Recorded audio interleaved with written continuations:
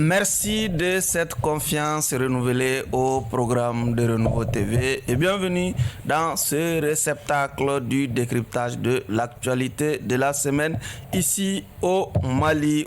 Au menu, c'est Tojo qui fait le tour des groupes WhatsApp où on entend une voix qui ressemble bien sûr à celle du leader du mouvement Yerewolo Debout sur les remparts, Monsieur Adama Diarra, dit Ben le cerveau. Aussi, nous allons parler de cette autre polémique née d'une sortie d'un imam influent ici à Bamako. Il s'agit de l'imam Mahi Ouattara.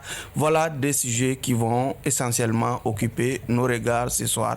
Pour les aborder, nos invités, ils sont 4. Le premier, Monsieur Cheikhna Keita, il est le président du GPS Kenyereye. Monsieur Keita, merci d'être avec nous ce soir. Bonsoir Barou, merci pour l'invitation. Deuxième invité, Monsieur Mohamed Alamine Diko, il est secrétaire politique pour le compte du RDS. Monsieur Diko, merci d'être avec nous. Merci à vous, Monsieur Barou, pour l'invitation. Troisième invité, Monsieur Bagui Diarra, il est analyste politique. Monsieur Diarra, merci d'être autour de ce plateau. Bonsoir, Monsieur Sidibé, et merci de l'invitation. Et notre quatrième invité, Monsieur Oumar Bakari Diallo, il est le président du mouvement ARD Mali. Monsieur Diallo, merci en tout cas de découvrir le plateau de l'émission Regard croisé. Merci, bonsoir à tous. Comme annoncé, donc, un enregistrement audio fait donc le tour, en tout cas, des groupes WhatsApp. Dans l'audio incriminé, on entend une voix qui ressemblerait à celle du leader de Yerewolo Debout, Adama Diarra, dit Ben le cerveau, dans lequel enregistrement. Et en tout cas, M. Diarra fait de tout bois, en tout cas, contre les autorités de la transition. M. Diarra, on peut parler d'Ojo Gate.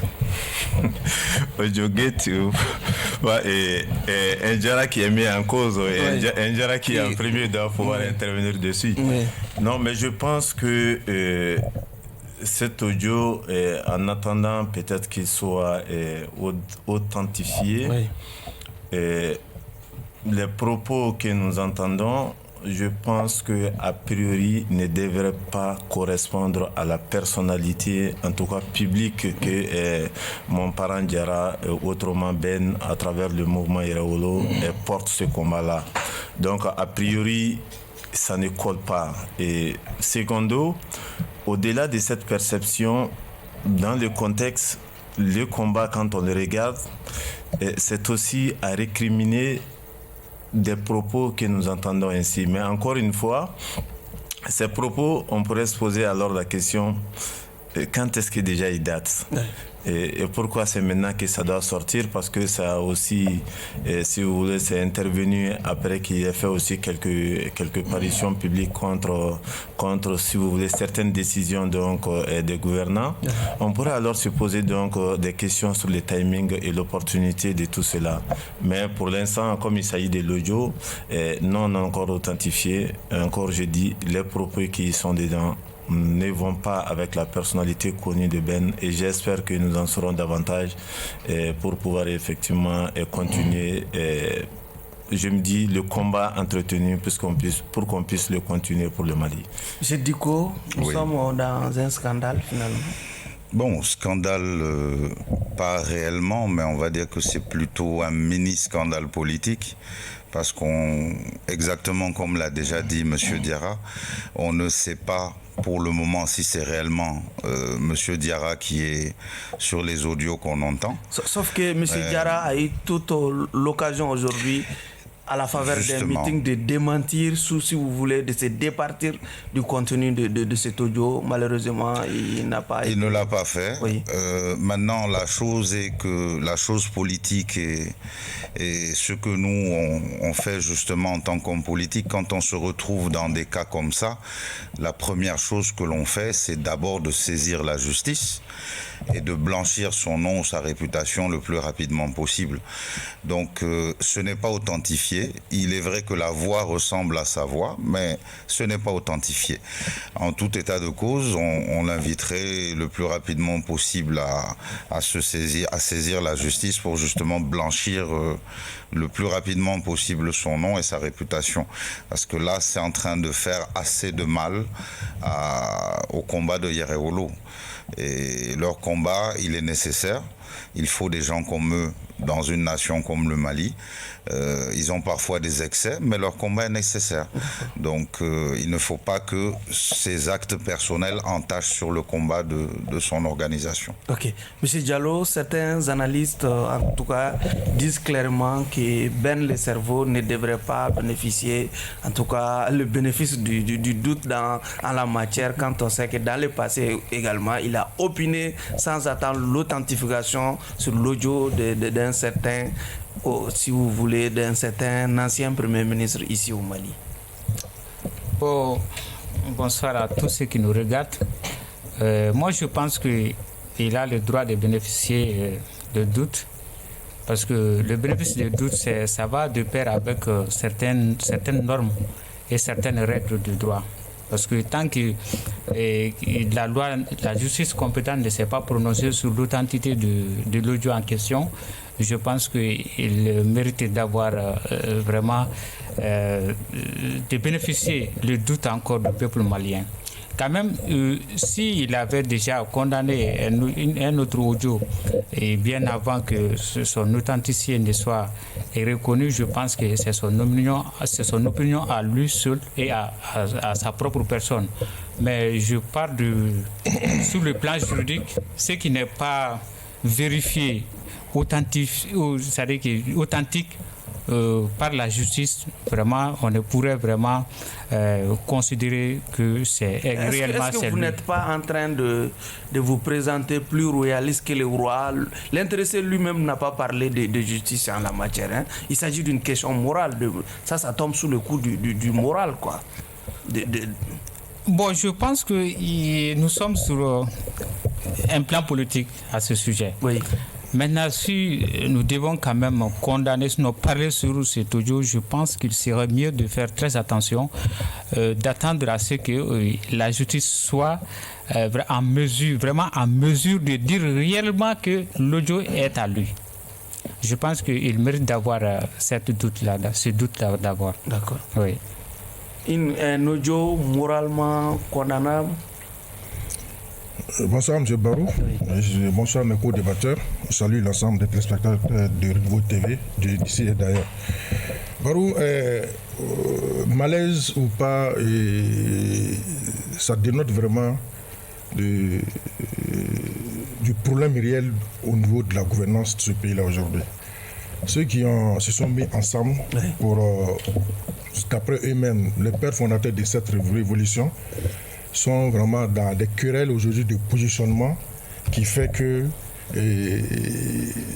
la cause même pour laquelle ce combat a été mené aujourd'hui est en train d'être le chemin est en train d'être délaissé.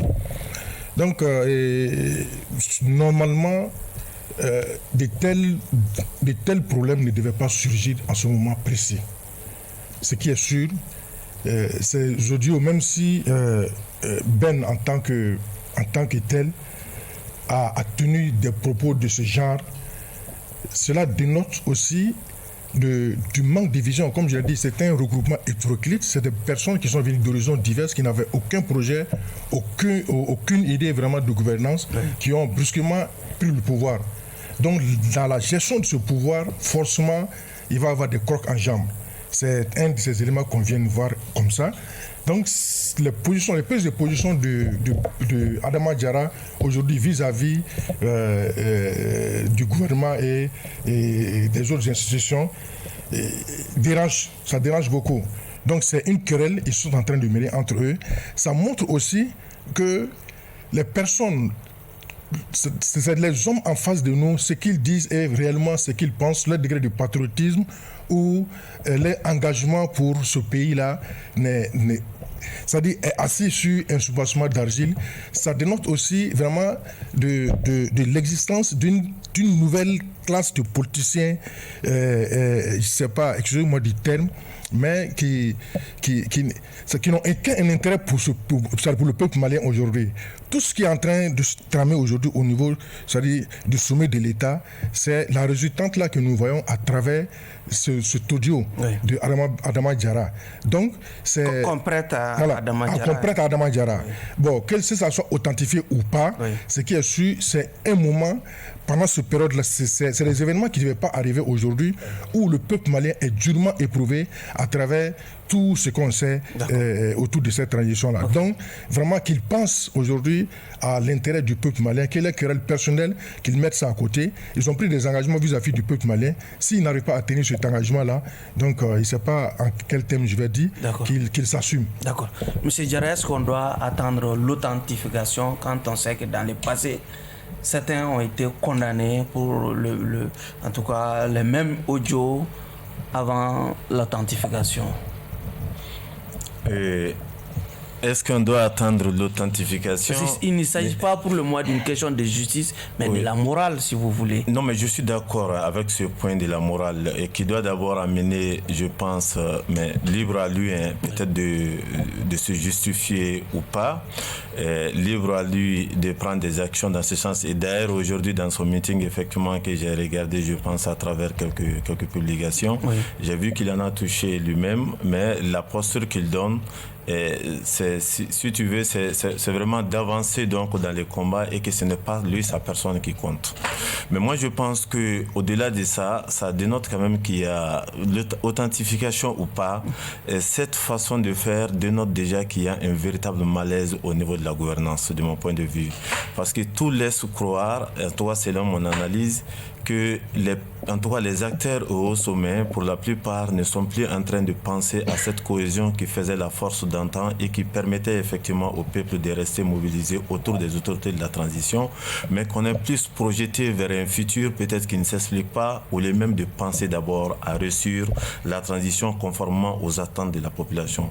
Je pense que cela, parce qu'il est du CNT et c'est ce qui compte, quand il est du CNT et que par le passé déjà il a eu à intervenir sur plusieurs situations au niveau donc de la nation et à un haut niveau, à telle enseigne qu'il pouvait même prendre la parole face à des ministres et même face au Premier ministre. Donc il est considérable en fait dans la sphère de la gouvernance, mais voir dans le timing, parce que tout ce qu'il aura fait, s'il l'authentifié, c'est-à-dire qu'il est établi ou pas, en tout cas on pense que cela est antérieur à ses prises de position récentes. Et ces prises de position récentes, de mon point de vue, l'analyse montre que ce n'est pas bien vu peut-être du côté de ses autres collègues au niveau de la sphère de la gouvernance. Et donc pour moi, l'analyse doit plutôt aller vers ça. Et en allant vers ça, est-ce que c'est cette façon de faire au plus haut niveau donc, de la gouvernance qui va nous amener à réussir la transition? Je dirais clairement que non. Et donc il y a nécessité de se ressaisir au plus vite, mais d'abord à commencer peut-être par lui-même, comme tu l'as dit tout à l'heure, pour question de moralité et pour effectivement asseoir toute la confiance d'abord au sein de son groupe et au-delà de son groupe. Je pense qu'il requiert en tout cas que lui-même puisse prendre le devant par rapport à cela. Mais quant à nous autres dans l'analyse, de mon point de vue, je pense que nous devons aller à d'autres aspects pour vraiment faire en sorte que, en tout cas, cet incident, moi je le qualifierais comme tel, et peut-être que d'autres pourront aller au-delà de ça, mais pour que nous puissions rester encore concentrés sur notre transition qui n'a pas, je dirais, fondamentalement évolué depuis quelques moments. Disons, depuis que le PM, donc, le PM est absent, le PM par intérim qui travaille, mais on ne va pas, de mon point de vue, cette solidarité, et donc au niveau du gouvernement et même au niveau du CNT, en agissant dans un ensemble ordonné pour vraiment porter à réussite cette transition, je commence à comprendre que tout ne bouge pas comme ça devrait l'être de mon point de vue. Ok, est-ce qu'il n'y a pas lieu aussi de se demander quelle est la provenance de cet audio? À qui profite le crime?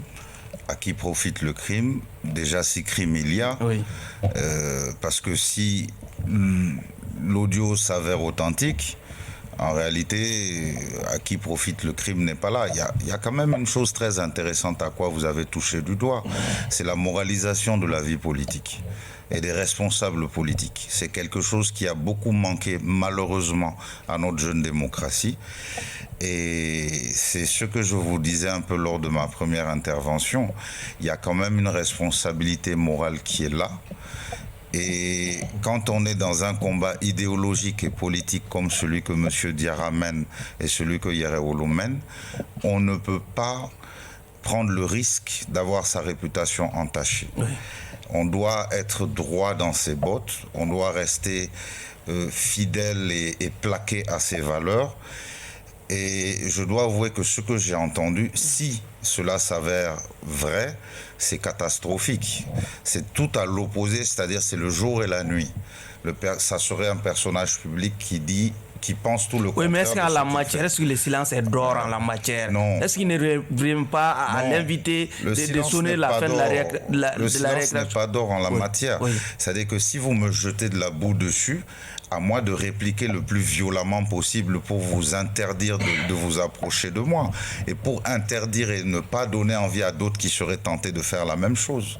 C'est pour ça que je dis, la manière la plus simple, c'est de porter plainte contre X et de laisser la justice faire son travail. Ça, c'est aussi simple que ça. Maintenant, dire ce n'est pas moi, d'accord, il y aura toujours des suiveurs qui vont accepter la chose comme elle est, mais il y aura toujours des sympathisants qui seront quand même un peu déçus. D'accord. C'est ça la chose. Ok. M. Diallo, que risque M. Diarra si tant que cet audio est authentifié? Bon, je pense que s'il a déjà quand même... en tant que politique en puissance, je pense que... Vous n'êtes pas encore politique? Non, lui, allez-y. En puissance, oui, parce que tout va... Il est tout de même politique. Voilà. Donc, je pense que la première des choses qu'il devrait faire d'abord, c'est d'essayer, comme mon co-débatteur l'a si bien dit, de porter plainte contre X.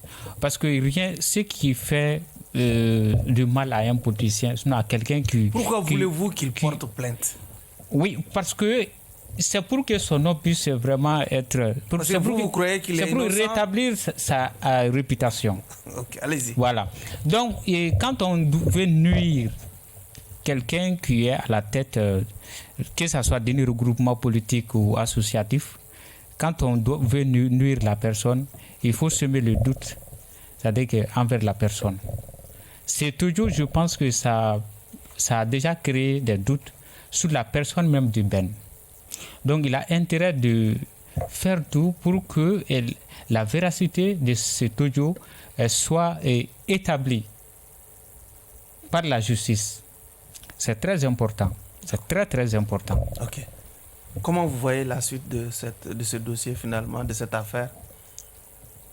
Moi, comme je l'ai dit lors de ma première intervention, c'est une question de vision. Parce que toute chose dans la vie qu'on entreprend, on a des projets.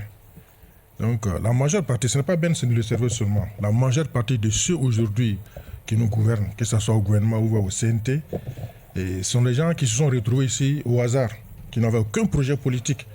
Sinon, normalement, quelqu'un qui a des ambitions pour son pays, qui a des ambitions personnelles, c'est vrai, on peut commettre des erreurs, mais pas à tel niveau. Moi, que ce soit vrai ou pas, ce qui est sûr, c'est qu'on entend, comme l'a dit mon camarade, il y a déjà un doute qui est sémé. Bon, maintenant, la suite, ça dépend de ce que lui-même il veut être. C'est ça, parce que le pouvoir, ce n'est pas aujourd'hui cette transition, ce n'est pas le CNT. Nous allons repartir vers un pouvoir démocratiquement établi. Et ce pouvoir, cette démocratie va s'exercer dans les urnes. Donc, que tu sois au CNT ou pas, si tu as des projets politiques, tu as des ambitions politiques, à toi vraiment de soutenir ces ambitions par les actes que tu fais chaque jour, par les paroles que tu prononces chaque jour. Donc, moi, sincèrement, à mon avis, je sais que la plupart de ceux aujourd'hui qui sont dans la gouvernance n'ont pas d'ambition politique, ils n'ont pas de projet politique.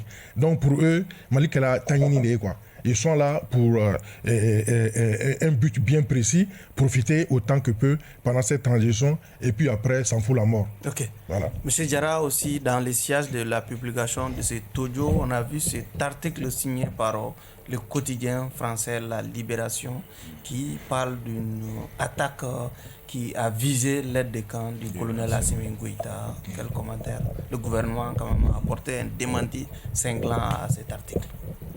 Je n'ai pas d'autres commentaires parce que le gouvernement a déjà apporté son démenti là-dessus. Mais peut-être le commentaire que j'ajoute à ça, je pense que ça c'est à l'endroit véritablement donc, de nos autorités. Oui.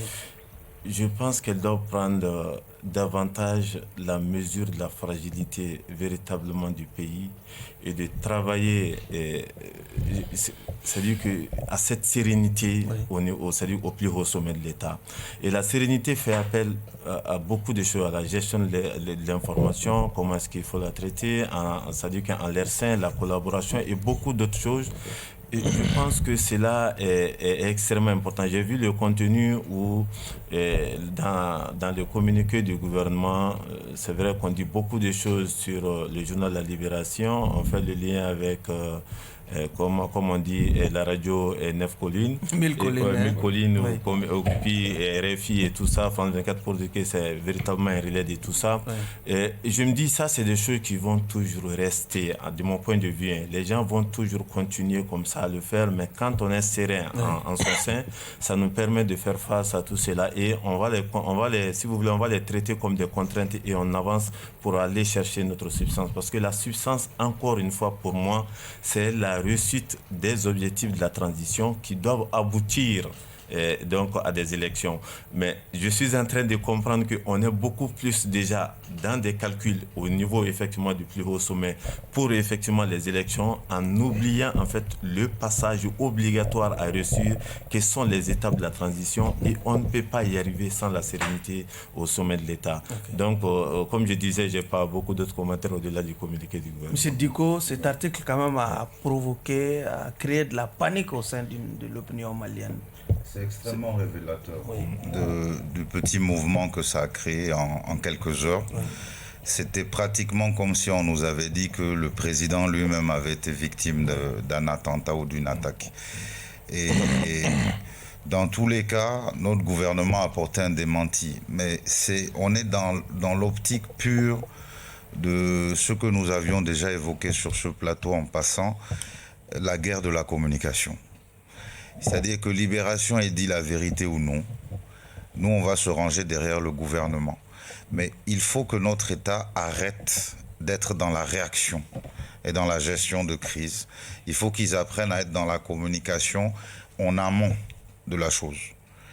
Donc, si cela est un mensonge et qu'il est avéré, le communiqué même que l'État a apporté avait lui-même une petite odeur de panique. Oui. C'est ça que nous, on a trouvé assez inhabituel. C'est-à-dire, ils se sont empressés de prendre la chose, de démentir la chose, mais on ne sentait pas la sérénité habituelle. Et c'est ça qui est un peu étonnant. Donc, qu'ils se reprennent au niveau de la guerre communicationnelle, parce que ça, l'offensive, elle est lancée de toutes les forces et officiellement par le gouvernement français, à travers la ministre des Affaires étrangères et à travers Macron lui-même qui en a appelé à tous ses ambassadeurs à lancer la guerre de la communication sur les réseaux sociaux, sur tous les autres supports, et que le Mali sache que cette guerre-là est aussi fratricide et sanglante que celle qu'on mène sur le terrain. Ok. Monsieur Diallo, votre regard sur cet article qui a été finalement démenti par les autorités maliennes? Bon, moi je pense que l'autorité a son rôle de démentir ces genres de communication. Je pense que nous devons être prudents. Prudents parce qu'aujourd'hui le pays a plus besoin des informations claires et crédibles. Donc si un tel communiqué est lancé sur les réseaux des moyens de communication, les canaux de communication, bien sûr, un article, bien sûr. Je pense que la première chose à faire, c'est de démentir, de montrer que vraiment ce qui a été dit n'est pas vrai. Et ça va encore redonner la morale au peuple. Ça va encore permettre à chacun d'être tranquille, d'être serein. Parce que c'est un communiqué qui rassure selon vous, contrairement à ce qu'a affirmé M. Diko? Non, je n'ai pas dit que ça pourrait rassurer totalement. Mais ça va quand même permettre aux uns et aux autres de savoir réellement ce qui s'est passé. Parce qu'on ne peut, en se poussant, dépasser les murs, comme Serou Badian Kouyaté l'a si bien dit. Le gouvernement a déjà démenti. Donc, cet article, c'est comme vraiment un déchet pour nous aujourd'hui. Sauf que le gouvernement se réserve le droit de porter plainte contre le journal en question. Voilà. Je pense que c'est mieux. Monsieur Keita. C'est de bonnes guerres. Ça ne va pas être facile. Le combat qui est mené depuis fort longtemps ne va pas s'estomper aussitôt. Ils savent que le peuple est en train de s'éloigner de ses dirigeants. Oui. Ils sont clairs. Il y a des éléments, il y a plusieurs éléments qui corroborent ce que je suis en train de dire aujourd'hui. Vous avez la récente sortie de Boubou Cissé sur Jeune Afrique, l'affaire Ben Diarra, les 26 nouveaux qui ont été pris au CNT, le budget qui n'est même pas encore voté, tout le débat qui est en train de se mener autour de ce débat-là. Le chemin emprunté au départ, l'espoir qui a suscité cette transition est en train de s'estomper. Aujourd'hui, le peuple est en train de se poser des questions. Le peuple est en doute. Maintenant, ceux qui sont ceux qui sont au départ contre cette transition, oui, mais ils ne vont pas les faire cadeau. Que ça soit démenti ou pas, qu'il y ait une frilosité ou pas, comme vous l'avez dit, la vérité, c'est que ça ne va pas dans le pays. Ça ne va pas parce que le chemin de départ est en train d'être laissé. C'est pas moi qui ai dit ça, hein, que ça ne va pas. Non, c'est moi qui dis que ça ne va pas. C'est le constat que j'ai fait. Oui, c'est clair, c'est moi qui dis que ça ne va pas et c'est le constat qui est là. Avec tout ce qui est en train de se passer aujourd'hui, nous demandons vraiment aux autorités de revenir à la raison et de reprendre le chemin. Tout ce qui est en train de se passer aujourd'hui n'est pas fortuit. L'objectif dès le départ de ces ennemis extérieurs et intérieurs, c'est de faire échouer cette transition. Oui. Et ils sont toujours dans leur sale besoin. Maintenant, si vous les prêtez le flanc, ça va les permettre d'atteindre leurs objectifs. Le prêter le flanc, ça veut dire quoi? Tous les malheurs aujourd'hui autour de la vie chère, avec tout ce qui est en train de se passer aujourd'hui autour du budget de la présidence, autour du budget du CNT, le nouveau recrutement du CNT, l'affaire Ben Diarra, Boubou Cissé, c'est pas fortuit. Donc, qu'ils prennent leurs responsabilités pour ressouder avec le peuple. Parce qu'un peuple uni avec ses dirigeants est plus fort. Donc, c'est ce que moi je vais leur donner comme conseil. Libération est dans son rôle et ils ne vont pas cesser, ils ne vont pas arrêter, ils vont continuer de le faire. Ok. Il y a les syndicats aussi des magistrats qui s'apprêtent à aller en grève aussi. Une loi n'était pas retirée par les autorités de la transition. Oui. Oui. Vous savez, tout ça, ça dénote des difficultés de l'ère en réalité, parce que ceux qui disent les magistrats dans ce communiqué-là, du moins c'est au moins d'expliquer que ce qui se passe au niveau de leur corporation ne les enchante pas, ou ce qui est prévu pour ce déroulé-là ne les enchante pas, mais ils laissent une porte ouverte de discussion avec les autorités, et je pense que c'est cela qu'il faut saisir rapidement, parce que le dialogue en la matière avec sérénité et transparence doit être aujourd'hui l'arme, en tout cas la plus active pour les autorités. Parce que quand vous voyez qu'il y a une multitude d'actions, mais avec des diversités donc dans leur contenu et dans leur appréhension, mais qui convergent véritablement vers un même problème pour dénoncer que la chose ou les choses ne sont pas en train d'être déroulées ou d'être traitées comme ils entendent, ça dénote de ce malaise-là au niveau de la population. Donc par rapport c'est-à-dire qu'à ce préavis-là, ou en tout cas à cette disposition des magistrats d'observer cette grève-là, je pense que le gouvernement doit donner toute la chance rapidement donc au dialogue pour ne pas encore que cela s'ajoute à une certaine tension sociale qu'on avait commencé à apaiser, mais qui ne renaisse pas tout de suite. Parce qu'une tension sociale qui renaît dans ce contexte actuel n'est vraiment pas souhaitable pour la suite de la transition. Monsieur Diko, 5 jours de préavis de grève a été déposé par les syndicats des magistrats. Oui, Sam et Silma ont déposé ça. Et bon, ils sont dans leurs droits, c'est leur corporation. Ils exercent le droit. Ils peuvent estimer qu'une loi ou un projet de loi ne leur correspond pas ou va poser des problèmes. Maintenant, au gouvernement de les rassurer. C'est leur travail, c'est le travail des autorités de rassurer les administrés et ces travailleurs. Donc c'est le travail de l'autorité de procéder à ces négociations-là et de le faire de la même manière, pas une négociation à deux vitesses, de le faire de la même manière qu'ils l'ont fait avec par exemple les enseignants. C'est-à-dire qu'on a souvent remarqué ces derniers temps que une lettre de Sam et Silma a beaucoup plus de poids et de valeur qu'une lettre de la synergie enseignante. Et ça, c'est pas normal. Ça, il faut que les autorités se ressaisissent sur ça et qu'ils sachent que un préavis de grève de nos enseignants a autant de poids qu'un préavis de grève de nos magistrats.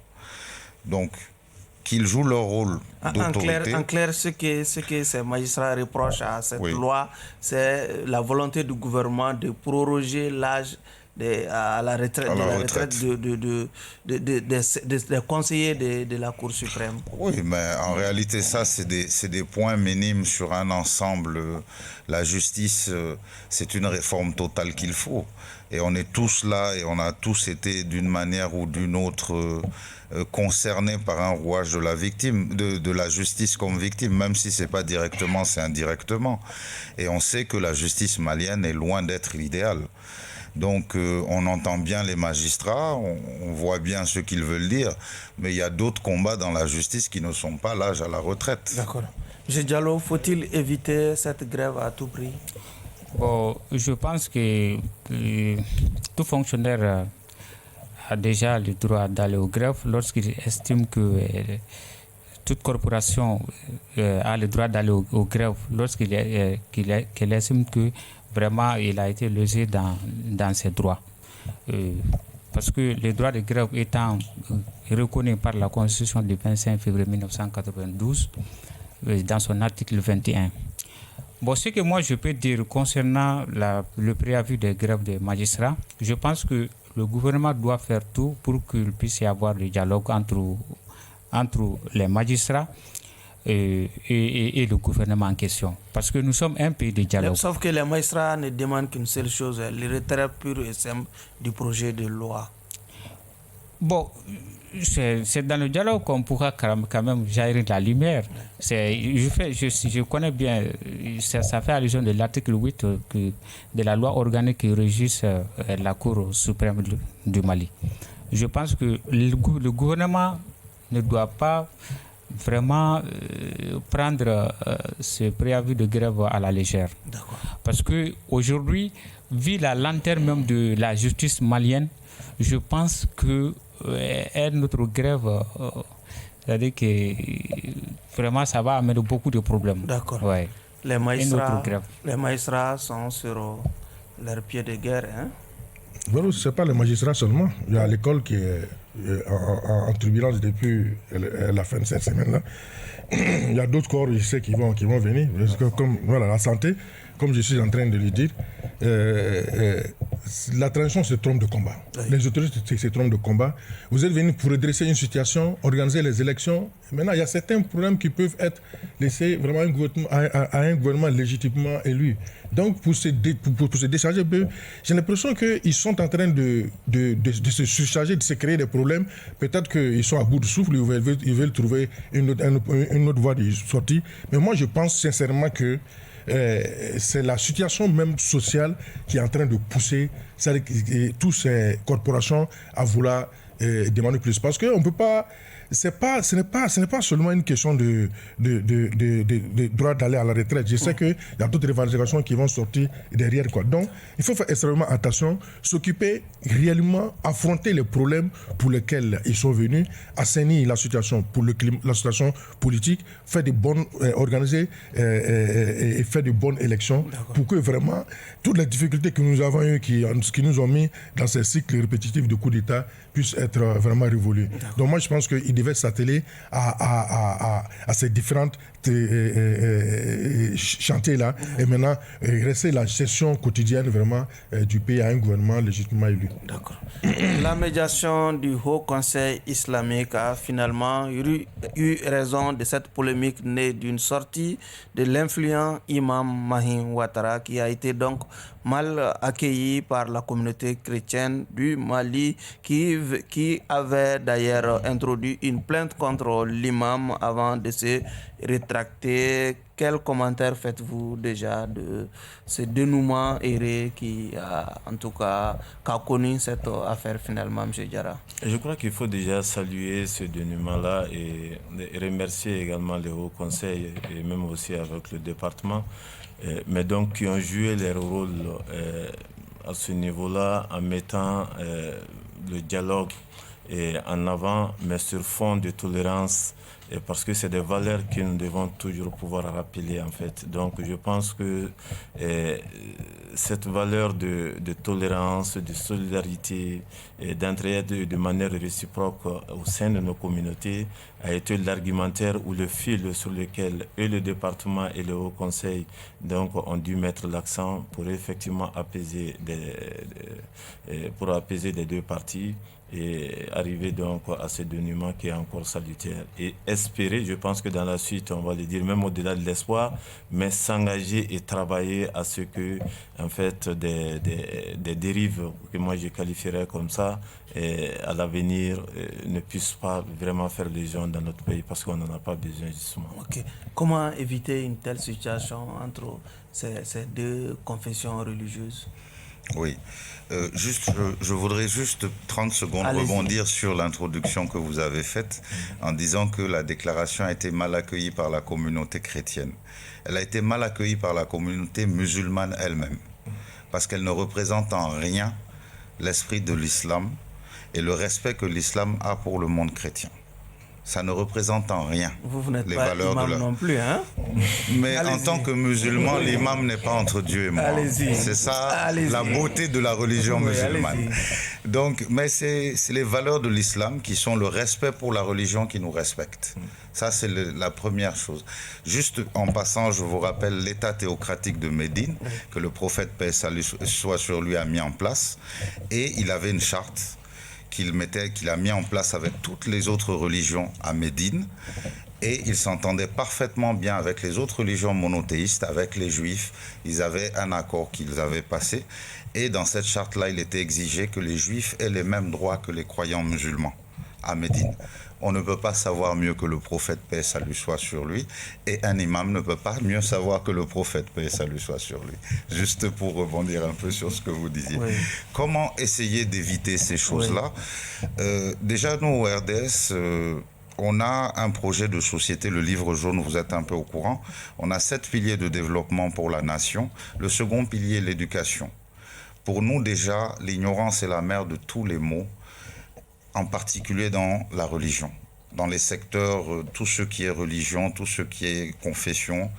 Pour nous, l'enseignement religieux devrait revenir au niveau de l'école publique.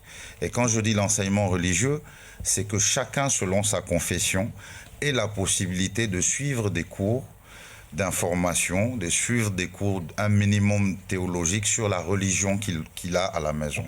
Qu'un musulman puisse avoir accès à l'école publique, à un enseignement religieux donné par l'État laïque malien à l'école publique. Qu'un chrétien à la maison, quand il va à l'école, puisse avoir accès à une éducation religieuse chrétienne donnée par l'État laïque du Mali. Ainsi de suite. Ces religions-là reconnues monothéistes ici au Mali. L'ignorance est la mère de tous les maux. Déjà, éviter ces problèmes-là, malheureusement, avec les ignorants qui sont actuellement en train de faire soi-disant de l'islam, qui font du terrorisme dans le nord de notre pays, ça tend encore plus la situation. Je vous rappelle, je sais que vous le savez, le Mali est entré dans malheureusement la liste des 50 pays où il est dangereux d'être chrétien depuis 2015, je crois. C'est malheureux, on ne connaissait pas ça, on n'a jamais connu ça. Cette nation a été bâtie sur la diversité de cultes. Les musulmans ont toujours été bien avec les chrétiens, on n'a jamais eu ces problèmes-là. Et vous verrez une famille de 500 personnes, il y aura minimum une personne qui ira, en quittant la mosquée ou en quittant l'église, qui ira égorger un poulet sur un bout de bois. Ça se fait dans le respect, dans la tolérance. On ne s'insulte pas, on se respecte, on s'accepte. Monsieur Diallo, est-ce qu'il ne faut pas aussi saluer la sagesse et de l'imam Ouattara et de cette association qui a décidé de retirer sa plainte? Oui, l'association est à saluer. L'imam aussi est à saluer, parce que quand on reconnaît déjà qu'on est fautif et qu'on se demande pardon, je pense que c'est bien, c'est mieux. Sauf que nous, à notre niveau, nous n'avons aucune preuve qu'effectivement que l'imam a demandé pardon. Tout à fait. Bon, je pense que la médiation quand même a été faite. La médiation a été faite. Donc, je pense qu'il est très dangereux que ces genres de situations surviennent dans notre pays. Aujourd'hui, nous n'avons pas besoin de ça aujourd'hui. Mais vous savez pourquoi tout aujourd'hui notre vie quotidienne est menée de ces genres de problèmes, parce qu'au début, nous avons mis certaines choses dans notre constitution, qui est la loi fondamentale, qui n'ont pas été expliquées malheureusement au peuple. Parce que nous avons voulu créer un État laïque. Et pourtant, la laïcité n'a pas été très bien expliquée pour que le peuple puisse réellement comprendre qu'est-ce que c'est que la laïcité, quelle est la dimension, quel est le poids, et quelle est l'importance même de la laïcité dans un pays. Aujourd'hui, on a donné la possibilité à toutes les confessions religieuses de manifester sa conscience, bien sûr. Mais la laïcité va au-delà de ça. C'est-à-dire que ce n'est pas seulement donner la possibilité à manifester sa conscience ou bien à pratiquer sa religion, mais encore il faut que chaque Malien soit en mesure de respecter toutes les confessions.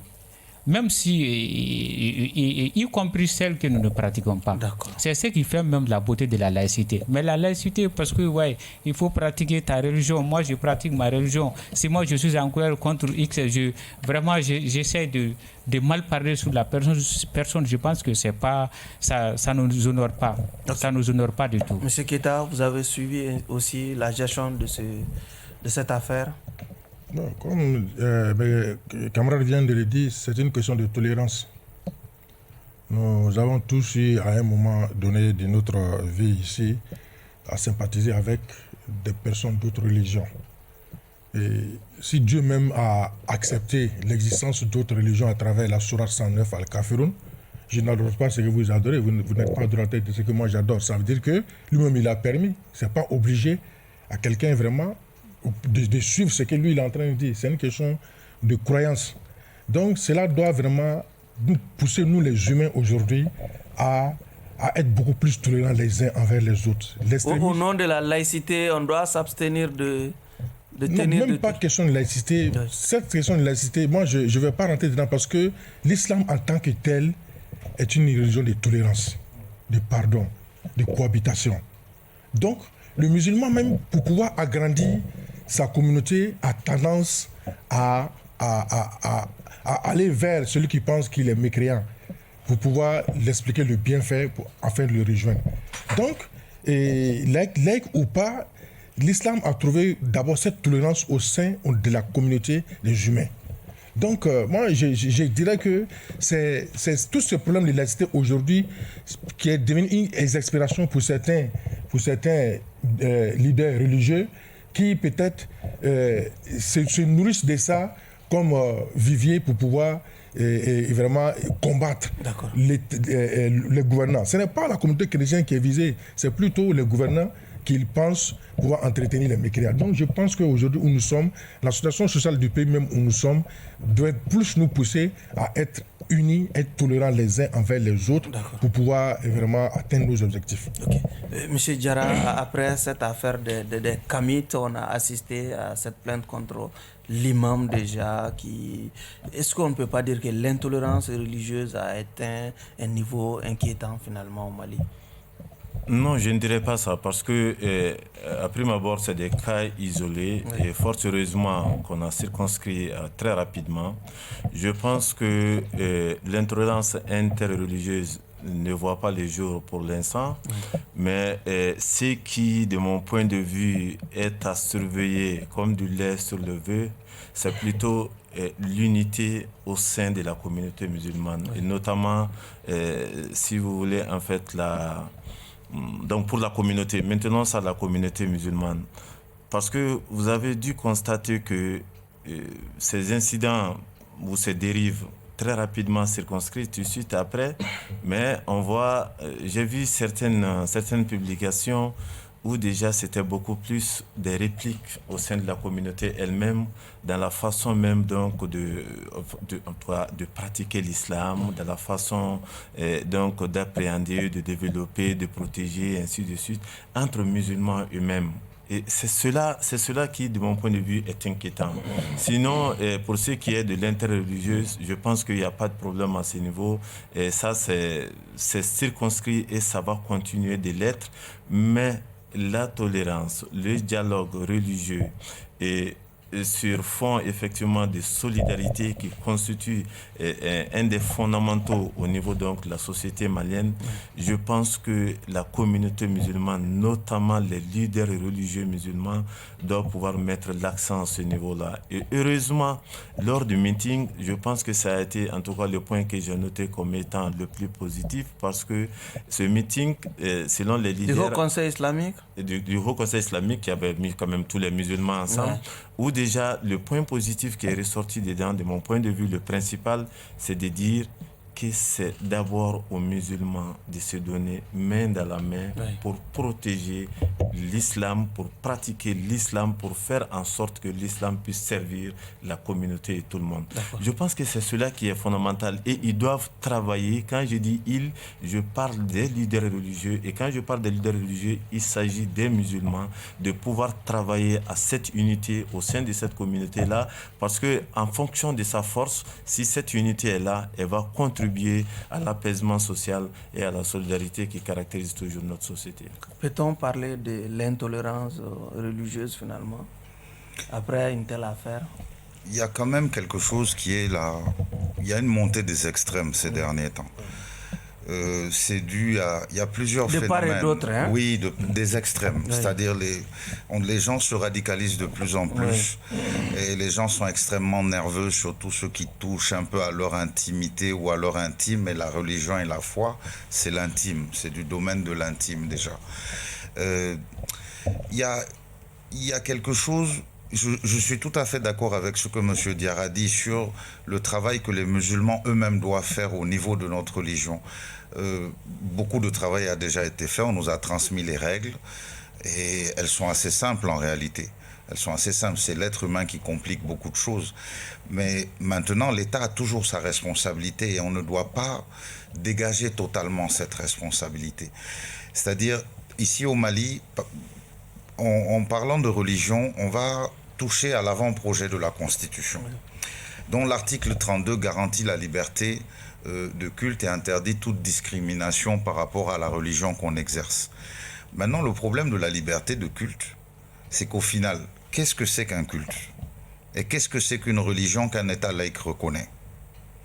À l'époque, nos pères fondateurs, pour eux, il n'y avait pas 36 000 religions. Il y avait des chrétiens, il y avait des musulmans, et il y avait peut-être quelques animistes, quelques fétichistes, ces choses-là. Mais on se retrouve avec cet article-là dans la Constitution qui pourrait peut-être garantir, si on se retrouve avec 15 sorciers qui décident d'avoir comme religion la sorcellerie, c'est un culte.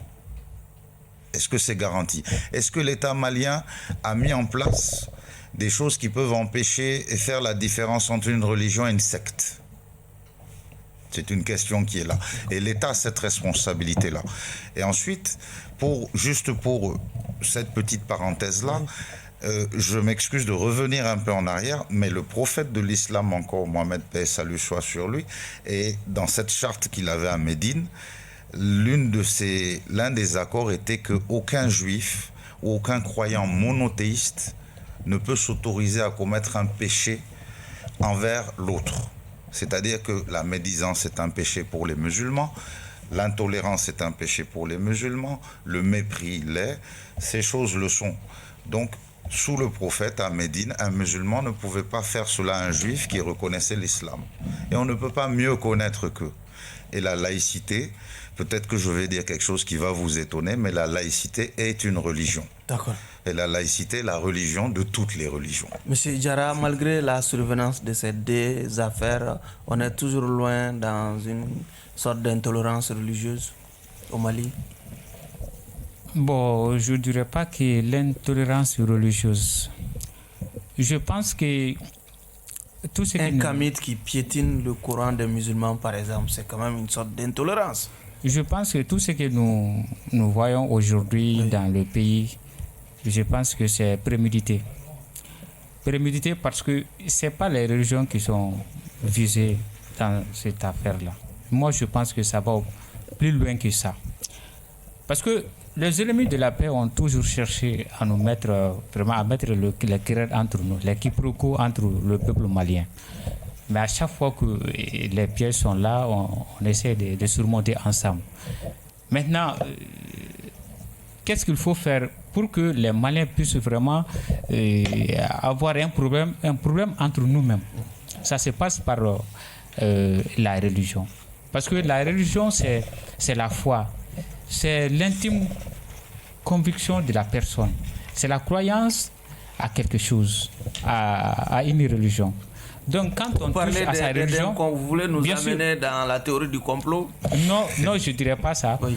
Mais quand on touche à la religion de quelqu'un, ça veut dire qu'on n'a rien laissé pour la personne. D'accord. Donc il faut faire en sorte que nous puissions vraiment avoir des problèmes entre nous. D'accord. Je pense que c'était prémédité, mais le peuple a tout juste compris que vraiment nous pouvons encore surmonter de ces flots-là. D'accord. Allez-y. Comment sortir finalement, comment éviter la répétition d'une telle situation? Oui, Barou, moi je vais réfléchir à votre question de l'insister. Je ne sais pas de quoi a-t-on peur dans ce pays. Nous avons un pays où il y a 90% de musulmans, oui, d'après ce que les gens disent. Donc, est-ce que la démocratie ne devait pas s'exercer là aussi? La question que je pose, est-ce que le Mali ne devait pas être déclaré pays musulman et garantir le droit des non-musulmans? Ça se passe partout ailleurs. C'est votre point de vue. Hein? Oui, c'est mon point de vue, bien sûr. C'est la question que je suis en train de me poser. Avec ça, de tels actes ne pouvaient pas se poser quand on est dans un pays purement musulman. Cela n'interdit pas le droit de vie aux autres. Donc, il faut que nous soyons courageux, que nous regardons les choses en face. Vous qui êtes là, vous appelez Oumar Sidibé. Oumar, c'est un non-musulman. Moi, c'est Cheikh Nasser Mohamed. La Mohamed à côté de moi. Nous sommes tous des non-musulmans ici. Oui. Moi, c'est Bagui, c'est authentique. Voilà. Et nous sommes tous, et je pense que... Il y a des gens, il y a des et je pense que nous sommes tous de confession musulmane. Oui. Il y en a qui ne le sont pas. Sauf qu'il y a des gens, à côté de ces Oumar et de Cheikh Na, il y a des gens, il y a des pôles. Mais les droits peuvent être garantis. Si nous sommes dans un système réellement démocratique, que la démocratie s'exerce là aussi, cela pourrait éviter beaucoup de problèmes à notre pays. Justement, on va vous retourner la parole. On n'a que 2 minutes avant de conclure. 30 secondes chacun. Allez-y. Ok. Merci Barou. Mais moi je pense que là où Keita est en train de terminer, on est sur un sujet, il est sensible et faisons extrêmement attention de mon point de vue.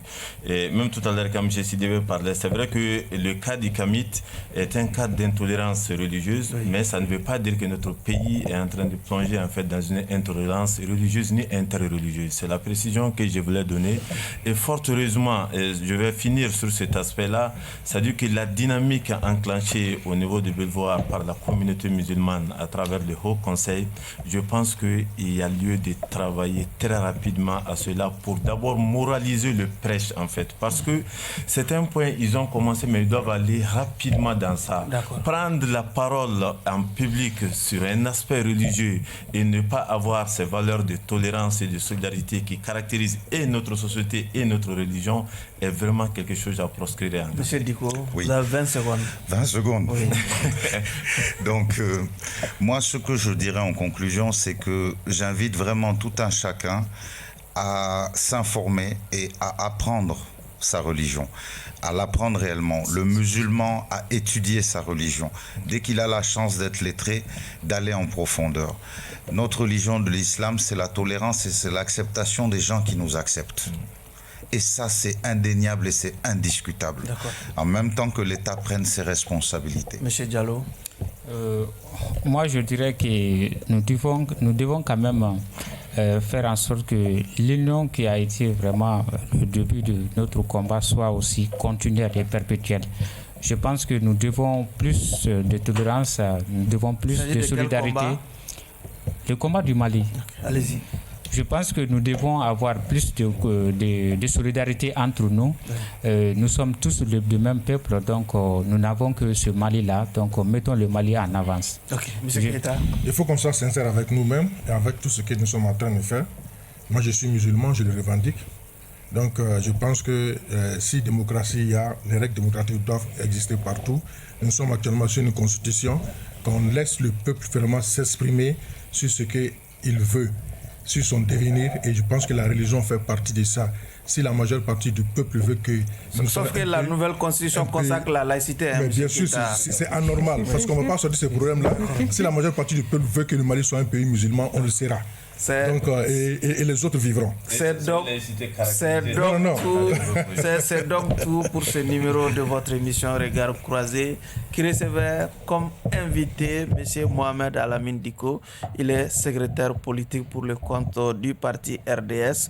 Oumar Bakari Diallo, président du mouvement ARD Mali. Bagui Diarra, analyste politique. Cheikhna Keita, président du GPS Kenyere. Merci à vous de nous avoir suivis. Clin d'œil à tous nos téléspectateurs du côté du cercle de Yanfolila.